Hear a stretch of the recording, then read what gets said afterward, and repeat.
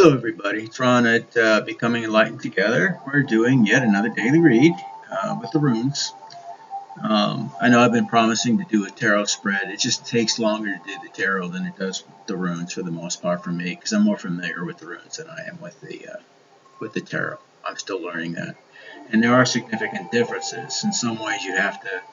I'm not going to say unlearn one in order to really understand the other, but there is some significant differences between the two and their beliefs and the astrological significance between them and everything else, which you can't always tie with the runes. I mean, many have tried, but I don't think that's entirely accurate. I think that they are presupposing, by trying to merge the two things together in a way that was not in keeping with the original intent, okay, of the runes. So we have to honor both sides, and it gets a little confusing for me. So it's just something I have to work on. So with that being said, and apologies for that, because I know people have a tendency to really, especially in the West, enjoy the tarot. It's become very popular, and the runes only so much as it's specific to a certain person's culture and what have you, even though the runes, at least in terms of the modern way of doing things, is far older than the tarot.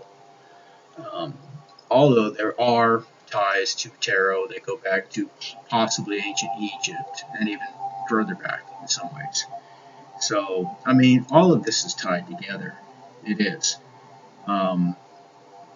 But we have to address it the way that it was intended, while still being free enough to develop our own way because of our own intuition and things of that nature. It can be a little complicated at times, but you have to be true to yourself and true to the art and the things that you're actually endeavoring to do. I want to be honest. I want to do this in a way that is honest for those who are listening as well, even though it's only a handful of people at this point. This, theoretically could be out there for who knows how long. As long as the internet is active and YouTube is still around, this video will be around. So anybody who stumbles on it many, many years after the fact, this could be for you as well. Because again, time is not linear like we all believe that it is. Western academia and science, in a lot of ways, has failed us, really, because it tells us what to believe instead of teaching us how really to think, using critical thinking, scientific reasoning, and things like that to come to our own conclusions about something. And as a result of that, we accept things as absolutely true without really doing any external and, for that matter, internal investigation on that subject matter. And I know I'm rambling. I can't help it. There's just so much that's tied into all this, and I want to try to give you guys as much accuracy and as much authenticity as I possibly can while I'm doing this. So let me get into the reading. The reading for the last day is Alga's. Okay. So I'm going to do another reading after this. Alga is, of course, in the upright, is a very positive rune. It's one that's pertinent to protection. In particular, shielding oneself and the urge to protect others as well. Defense, again, protection. We see that energy echoed a lot in this particular reading. This reading also tells us what we're being protected from. And I'll get into that in a few minutes, but it deals a lot with that. So it talks also about having a connection with the gods, connection with the higher self, following one's intuition, success, and holding on to that success as well. So again, defense and protection, and warding off of evil. Now we're going to see basically what that evil is basically all about here shortly. But what we're looking at now in terms of the past energy is that of Thor's mighty rune. Thor's mighty rune is Thurisaz. And again, we're talking about primarily protection. The word thorn, as it protects the beautiful flower and a rose, bush and so on. Those thorns more or less act as a protective barrier to, you know, creatures and things like that that would otherwise harm the very fragile flower. So in a very similar way, Thor was said to be the protector of the 9 realms, protecting against the giants, Jotnar, and stuff like that. So it talks about protection, defensive, and directed force of destruction and defense. Uh, it talks about an instinctual will. It talks about reactive force. Thor didn't ask questions. He kicked ass, took names, and basically left it up to the gods to, and all that after the fact. So regeneration, regenerative energy and force, catalyst, catharsis, tendency towards change, purging. But it also talks about male sexuality, vital eroticism, fertilization, things of that nature. So very, very masculine attributes, traits to protect, to guard, to defend your masculinity in terms of your vitality, your life force, your sexuality, things of that nature. So the present energy is that of Oredo. So journeying is basically what this is all about. It talks about wheels, chariot, carriage, wagon, vehicle of some kind. It talks about journeys, car, vacation, relocating, evolution, anything that speaks about forward movement in some fashion or form when it's in the upright. A change of place or setting, moving, in other words, seeing a larger perspective, and then seeing, a right move to make, and then making it, and so on. It talks about the rhythm of the universe, the world, the dance of life kind of a thing. So what I'm seeing here is that somebody is actually moving towards us, the collective. And the collective is reminded of the amazing amount of protection that surrounds each and every one of you. If you are in the collective, then you have some type of a mission to fulfill in this transition into the next dimensional phase of both the planet and its inhabitants. Some people, remember, are not going to be allowed to come with us. So they're going to be stuck in one lower dimensional time frame while you, and we're more or less, we got 1 foot on both sides of this time frame at this point until this cycle is absolutely completed. And I don't know what that's going to look like. I don't necessarily perceive it as being something calamitous or anything like that, but who's to say with any certainty? I mean, there's certainly a lot of literature in every religious belief system that could lead us to that, possibility. But something is going to happen where you are going to be occupying a higher timeline, and many of the people that were in your life prior to your many changes and your evolution are going to be left behind. There are some people who are doing everything in their power to try to hold on to your shirt sleeves, to your shirt tail, I should say. Just trying to cling to you and others, that are out there that they see, they feel are moving on without them, leaving behind in a sense. Not with that in mind, it's just a necessary and, it's just an essential part of growth. I mean, you can't stand still while other people stay indecisive about making their own, lives, mean something by taking actual proper moves in that light, doing the inner work and doing the things that require, there's just a lot to it all, okay, in terms of what you have to surrender, the things that you're basically willing to sacrifice, the many tests that you are put through and have to pass before you're allowed to move forward. And that's not to say that any one of us is perfect. None of us are perfect, not by any stretch of the imagination. But we've taken this very seriously, and we have, through trial and error and countless attempts to hold us back, we have still made our forward journey possible. And we are being rewarded as a direct result of that diligence and discipline. And it required that and so much more. Okay. Now, the obstacles and challenges are perthrow, but perthrow is in the reverse. Okay. So perthrow in the reverse, it talks about things such as secrets being revealed, unexpected results, disloyalty, people who are in addiction, stagnation, suffering from loneliness and melees. So these are the people that we're being protected from. These are the people through envy, through jealousy, through maybe a self-realization that's come perhaps too late for this particular cycle, that they didn't do the work. So they're trying their very best to cling to those they know who are moving, and again, a sense of leaving them behind. And I know in a way for those of us who are empathic, it is a sadness that we feel for that, because we want to help people. We don't want to see people left behind. But on the other side of that, we've helped a lot of people to get to this point along the way. And a lot of those same people were the ones who drove the many, knives in our backs and everything else. And still we tried to help.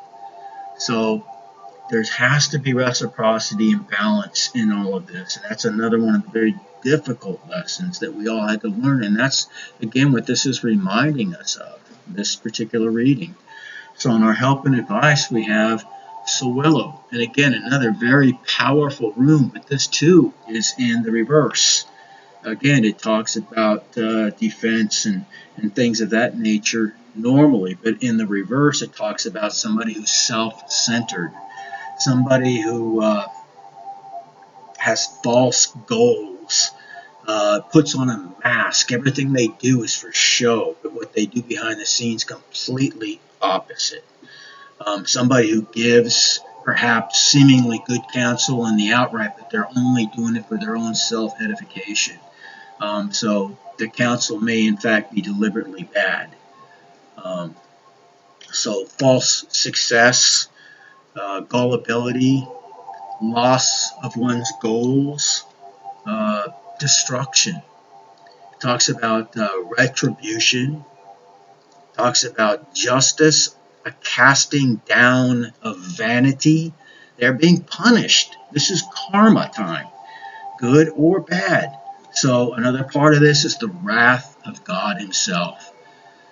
God, has given these people, all of us, in fact, this is what they mean by him being so long-suffering and patient. He has given them chance after chance after chance, sent many people their way to try to wake them up, and they simply, just like in the days of Noah, they simply snubbed their nose up at him. They dismissed it completely, and then the rain started to fall. And now they're having a change of heart.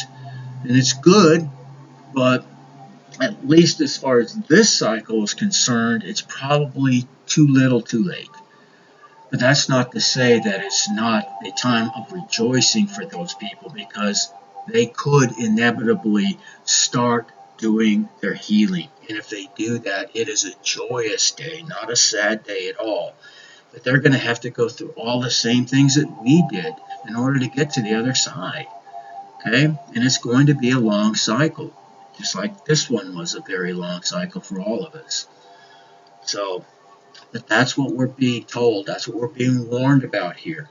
Somebody or some bodies who are realizing, perhaps way too little too late, that the time is up. Karma is, the horns are being blown and all of that kind of stuff, And the future is also in reverse. It's Lagus in the reverse.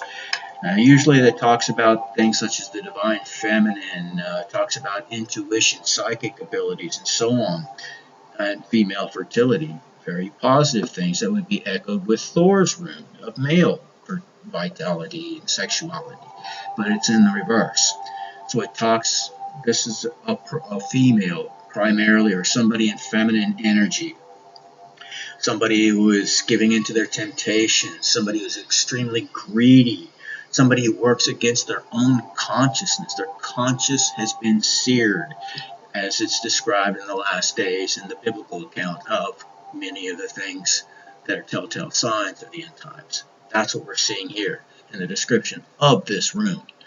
It talks about a period of absolute confusion, possibility of making very poor and wrong decisions, poor judgment, lack of creativity, feeling like you're in a rut, suffering from fear. Fear is the opposite of love, not hate. So keep that in mind. If you're in fear, then you're not in love. It talks about going around in circles, circular motion, avoiding the hard work, avoiding conflict or anything that will get you out of this mess. It talks about a withering away. It talks about madness.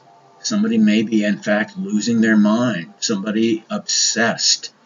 Somebody who is both perverse, somebody who's suffering from despair, sickness, and unfortunately suicide is also a part of what this rune is. So keep these things in mind and pray for those people, if it's on your heart to do so, that are not coming with us, because not all of them are going to wake up and try to do their work. Some of them are going to simply give up altogether, once they realize the full ramifications of their years of bad decisions and heinous crimes against humanity. In some cases, some of these people have done the absolute most heinous things. They've harmed a lot of people. But we are not judge, jury, and executioner. There's a time to stand in the gap and to kick ass and take names. Don't get me wrong. And remember now, it doesn't mean anything to be kind and loving if you cannot go out there and dish out some serious ass whooping when it needs to be done at times. But for you to be able to do those things and still refrain and still have a heart to heal, a heart to care for others, a heart for, the weak among us. For example, the animals that have no spokesperson for them or anything of that nature. A Mother Earth itself, Gaia, seeing it ravaged and destroyed. If you're standing in the gap, then you're one of those people. You're one of my brothers and sisters. So whether you're Christian, whether you're pagan or Viking, whether you are of any indigenous belief system, like my Indian brothers and sisters out there, Native American, as well as the, American Indians from the South, if you will, South America, Central America. If you believe in these things and you fight for these things, then yes, you are definitely my brother and sister. This is not something specific to any one faith or belief system. I would argue that, and I would argue that from many different points of view. So, but the fact of the main reading is that people are going to try to come along with you. They're going to try to get back into your energetic sphere of influence. They're telling you have all of the protective energy that is around you. Your ancestors are gathered around you. The angels are gathered around you. The Most High has set His word that you are not to be touched at this point. So if you've gotten to this point, trust me, there's been a lot of people who have tried. Okay, and I know that absolutely in my case. I know that about, other people that I'm familiar with that are also at this point. Now, I don't know a whole lot, because most of the people I talk to are only here online on this social media or others. So, now I'm going to leave you with that.